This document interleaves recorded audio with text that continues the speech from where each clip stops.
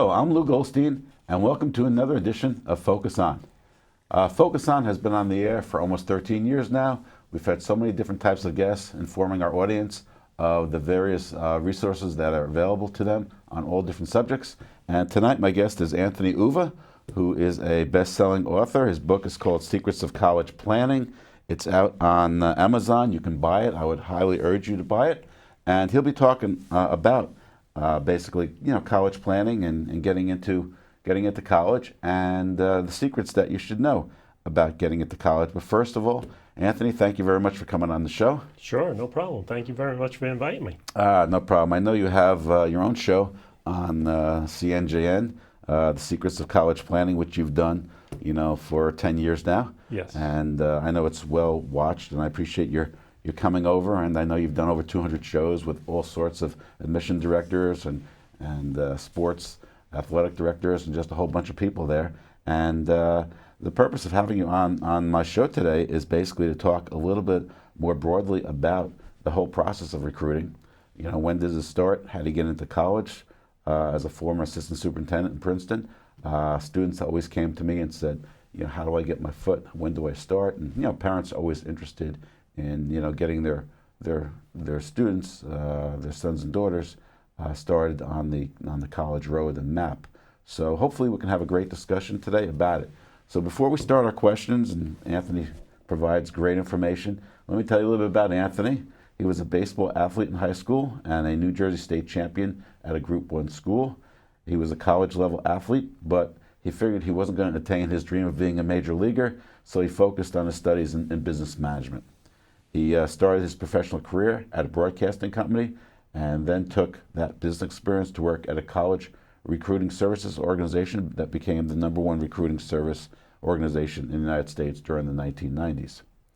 As I said before, Anthony hosts The Secrets of College Planning right here on CNJN, and he helps all students from 14 to 18 go to college through not only his TV show, but his business, and he's a wealth of information and really somebody that you should contact if you have questions about the process and how to get going.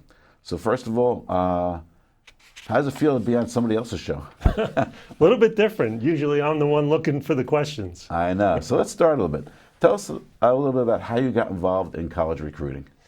So I got involved in college recruiting after going to work first and going into the real world after college.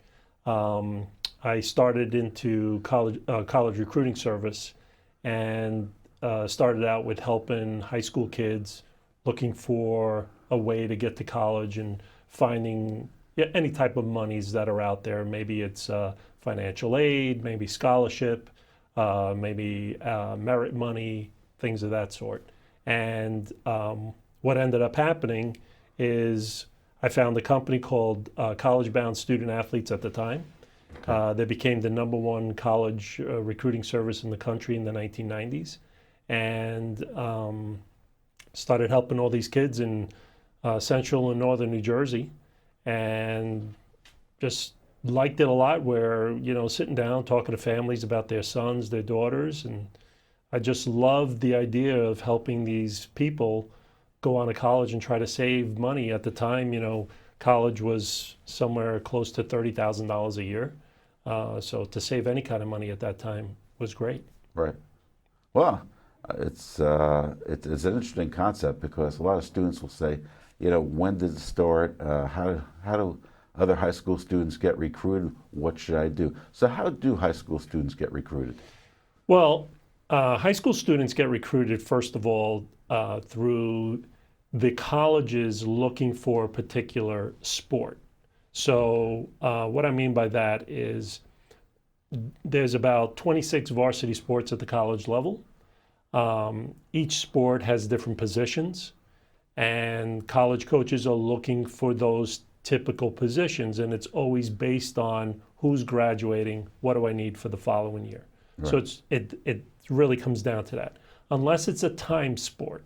A time sport is swimming, track, things of that sort. Right. If you have the time that you need at the college level, in the high school level years, you're going to go to college based on the time, because the time doesn't lie. It's a documented event. Yeah. But things that are positioned, like football, basketball, baseball, things of that sort, those are more positions. And so if they're graduating a whole bunch of outfielders for baseball, of course, that's what they're going to be looking for to come into the school, is a whole bunch of outfielders. So it just depends on Right. when you're graduating, what's leaving, and what's coming. And what the need of the school is, right? Exactly. And what they're looking for at any given year. Yeah. Now, if I was, say, playing outfield, just a hypothetical. Yeah. I used to play shortstop, not the outfield, but let's go with shortstop, okay? If someone's looking for, recruiting a bunch of shortstops, right? Yes. How would I go about getting a tape or getting a college to notice me? Yeah. So really, it comes down to the earlier the better for families. What I always advised families is get as early into finding out about colleges, 8th grade, 9th grade, in that level, and trying to find out the colleges, and then getting tape on your son or your daughter to go to college. So filming games, getting somebody to film games for you, that kind of stuff. And then telling colleges about yourself all the way through high school. So it comes down to making a friendship. Okay. So if I want to give you money, Lou, right? Which I would welcome. Yeah, great for everybody, right? Sure. But if I want to give you money, I usually want to know about you before I'm going to give you money. That's why a lot of people that see bums on the street, it's very difficult unless you feel for that person and then you just give them money. Right. But usually you're talking to someone, you become friends with that person. After a few months, a few years, they say, hey, I'm looking to get something, I need some money, and then you give them money based on the amount of years you've known them. Right? Right. Where if someone just comes to you and says, hey, Lou, give me, $1,000, you're going to sit there and go, why do I have to give you $1,000? Right. Right? So if you take that same approach and you put it into the college level, it's the same thing. Someone that's a high school, a college coach is going to look at a high school kid and see if they're worth the money that I'm going to give them at the college level. Well, if I know them for 4 years or 5 years, I'm going to give them money based on the amount of time I've known them. Where if someone that's just trying to start as a senior in high school and sending it out and telling colleges about themselves, it's going to be a lot tougher because now you're behind because that person that started at 8th or 9th grade has been telling them, hey, this is what I've been doing in school, this is what I've been doing in my sport. And now I'm a senior, and what do you think of me? I've been talking to you for 4 years. Right. Where the person that just starts as a senior, they better be really good at that sport to get whatever money they can get. So that's just the way you should be thinking about going to college and trying to find something at the college level. Now, we all know that college is getting more and more expensive, and we do know that there are scholarships out there too. How does a student get, if somebody wants you bad enough, obviously they're going to offer you, but say Division II, Division III, whatever, how do you get into a queue where the student say is looking at colleges that they want to go to, but also they're looking for scholarships, to help them out. How does that work? So again, starting out as a freshman in high school, doing a profile, a resume with your picture on it, telling coaches about who you are and where you are. Right. So the biggest 3 things that I always tell families is start out geographically. Knowing what type of school, where you want to go to school. It's similar to buying a house. You just don't buy a house and just say, oh, this is a great house. You go visit the house, you go look at it. Do some research. You do some research. Yeah. So you're doing the same thing at the college level. You're doing all of that.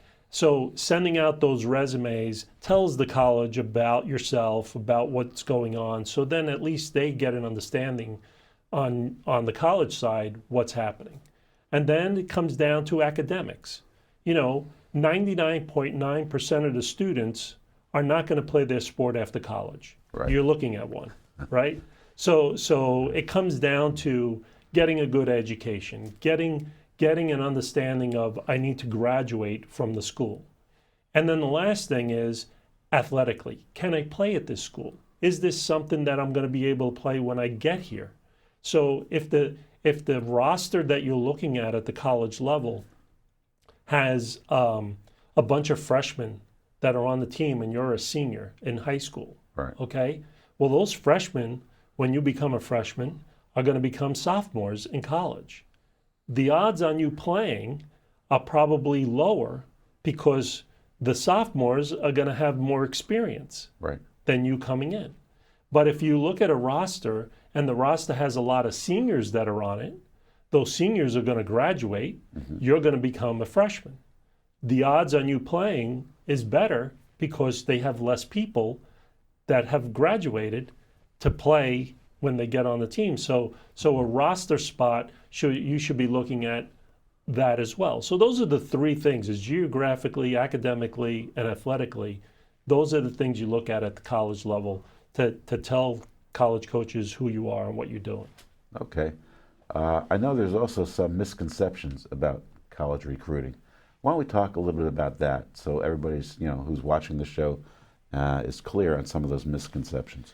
So the first misconception is my son or daughter is number one in their class. They'll go to any college in America. Right. Great. The problem and the misconception is there's over 30,000 high schools in the United States. There's only 8 Ivy League schools, okay? Right. And each Ivy League school only takes about 1,000 kids a year into admissions. So that leaves 8,000 kids that are going to go to an Ivy League school, let's just say, Right. that are number one in their class. Well, that leaves 22,000 kids that are number one in their class that are not going to go to an Ivy League school. And guess what? The Ivy League school, they need diversity. They need people that are not alike. So if you have a 4.0 and you're number one in your class, Right. not every Ivy League school is going to say, yeah, I need that kid. Because they need the kid that's got a 3.8, a 3.6. Why? Because when they get to college, they have a different mindset. They have a different way of looking at things. So when they go to school and they're in those classes, they see the difference of what's going on. If everybody was the same, it wouldn't be very good to go to college. Right. Right? So you need that diversity of different grades, different ways of looking at things. Number 2 in misconception, my high school coach is going to do the work for me. Well, the odds are your high school coach is working. Their job is to win games in high school. Their job is to help whoever they can to go to college. Well, how many great athletes are there in high school? Not many. They're usually average athletes. Everybody's usually an average athlete. So if you have a high school coach that's very active with their students, that's great. You're going to get more activity of going to college. But the high school athletes that are average and maybe not talking to the high school coach, well, but they want to play at the college level. If they're not doing anything, that high school coach isn't even going to know that they even want to go to college. So you can't just depend on somebody that you think is going to help you that might not be able to help you, right? Right. So you have to take it upon yourself as moms and dads and as students to do that. And the last misconception is guidance counselors at the high school. Guidance counselors at the high school, their job is to help you go to college, right? Right. But what people don't understand is they are also human beings. They also have families. They also have mortgages to pay. They also have things that they have to do in their life. And most guidance counselors in high school have an average of anywhere from 50 kids to about 500 kids. Depending on the school and the size of the school, these guidance counselors have a lot of kids to work with. Right. Okay? So if you're depending on this one person to help you find the school, it's going to be very difficult because they have their own lives. Right. So you have to take the initiative as the student and as the parents of that student to work at going to college and doing it on your own. If you're not going to do that, then you're going to be behind the eight ball because the people that you think are going to help you might not actually help you. So those are the misconceptions. Now, are there some people out there that can help you? Absolutely. Right. I'm not saying that they won't. They will try to help you, but you do have to take the advantage of yourself to go out there and do something. So you have to take the initiative Absolutely. and not count on everybody else to do it for you. Right. So those are usually the three misconceptions that a lot of families have. So we talked a little bit about the fact that you have a book out there Yes. on Amazon. Let's talk a little bit about the book. You know, what made you decide to write it? What's it all about? And you know, you got a great response to it. So let's talk about the book. So the book is called Secrets of College Planning, Student Athletes, for student athletes.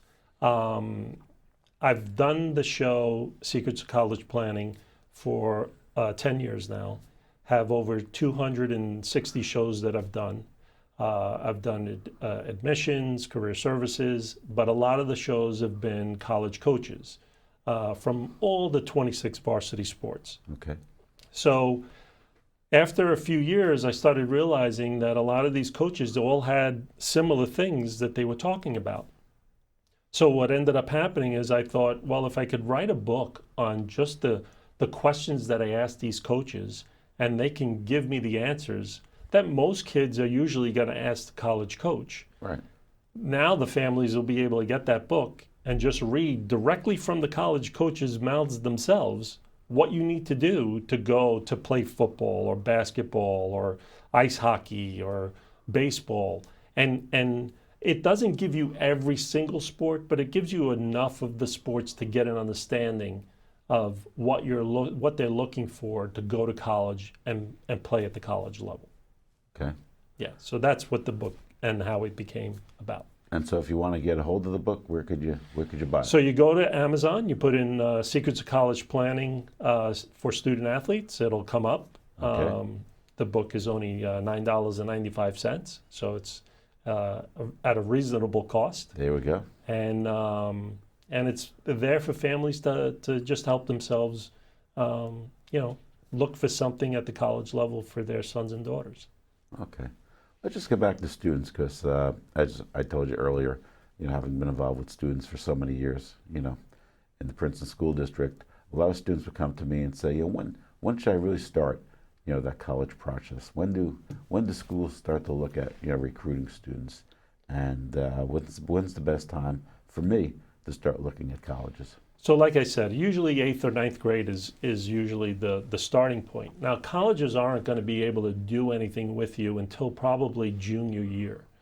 But you're allowed to send them information up until then, where colleges won't be able to contact you back by phone until junior or senior year. Your junior year going into your senior year. Right. So for the first couple of years, it's really just to give them information. What's going on? Where do you live? Do you live in the Princeton area, right? So if you're in the Princeton area, it's sometimes people don't understand that where you actually are. A lot of the high schools in this area are smaller high schools. Some are large, but a lot of them are smaller.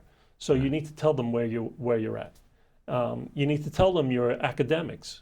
What's your GPA? What are the type of awards that you're winning in academics? There's plenty of awards that you can get academically, and then tell them what you're doing in the sport. A lot of times in the sport, you might not be on the varsity team as a freshman, so it's very difficult to get an understanding. But you might play on a lot of outside activity teams outside the high school. They might want that more. So if you were an ice hockey player, you're not going to wait until getting on the high school team, you might be playing on a lot of ice hockey teams outside the high school. So that's what you want to tell them at the beginning.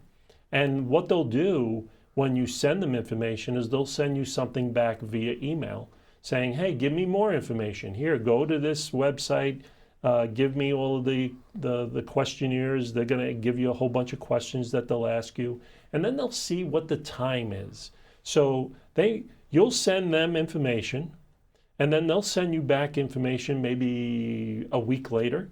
Okay. And then you might just sit on it for a week, 2 weeks, a month, a year. Right. Just depends. So what happens with the colleges is they want to see, is it quick? Is someone doing it at a rapid pace where you get the email, you send back an email, right?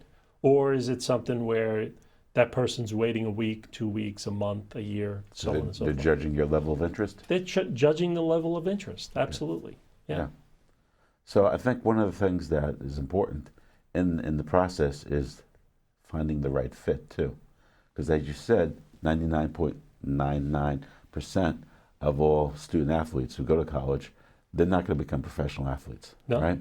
And they need to have a good college and a good foundation to fall back on. So what should students look for in that type of college beyond just, can I play shortstop, at the school? Yeah.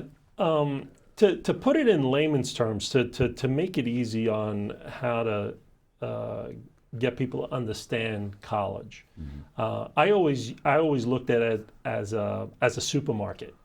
So if you look at supermarkets as a college, Right. and you look at the products in the supermarket as the student, and you look at the carts in the supermarket and all the people driving the carts up and down the aisles Right. as the college coaches, you will now understand how college recruiting works. So it comes down to this. I'm a college coach. I have a supermarket cart. I'm driving up and down the aisles, and what am I doing? I'm looking at the products, right? Yeah. So let's go to a simple product, a beverage product. Coca-Cola, Pepsi, they sit on one side of the aisle. The other side of the aisle, RC Cola, store brand, right? Right.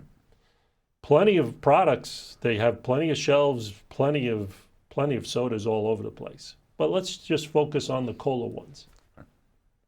Why do most people pick up the Coca-Cola and the Pepsi? They pick them up because they advertise. They tell them about who they are, what they're doing, 365 days a year, 7 days a week, 24 hours a day. That's why you pick them up. Right. Did you know that RC Cola and the store brand sit on the same aisle, but yet they're on the other side? Why don't you pick those up? You don't pick those up because you don't advertise. They don't tell you anything. Right. But yet there's still a cola. There's no difference between their cola and their cola. Absolutely. Other than the price, other than the packaging, other than the way it looks, right? But it's still a cola.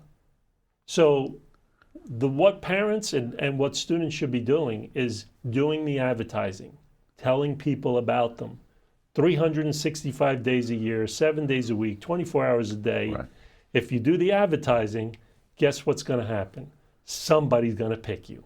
Right. So you have to be a marketeer. You have to self-market yourself. That's really what it comes down to. Okay. So let me ask you a question.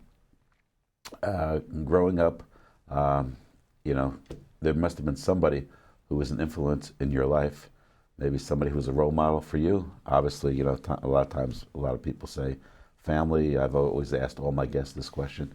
So, Anthony, for you, who's been somebody who's been a role model that's made a big influence in your life? Well, other than my parents, of course, I've had different people along the way. So in high school, it was a English teacher that told me to never give up. So she was definitely a role model for me, giving me that persistence of always looking for something better and bigger and more opportunity. As I got into my career, I found a woman that was actually an operations director in the fashion industry. And she actually taught me a lot about sales and about marketing and about developing myself into something. So those are the two people that really helped me along the way and showed me what I can do in life and how I can show people what to do. Okay. Well, we want to continue this discussion, and we're coming to the end of the first part. So please continue watching part 2 of my interview with Anthony Uva, best-selling author of The Secrets of College Planning, with his TV show here on CNGN too. And we'll continue our discussion in a little bit.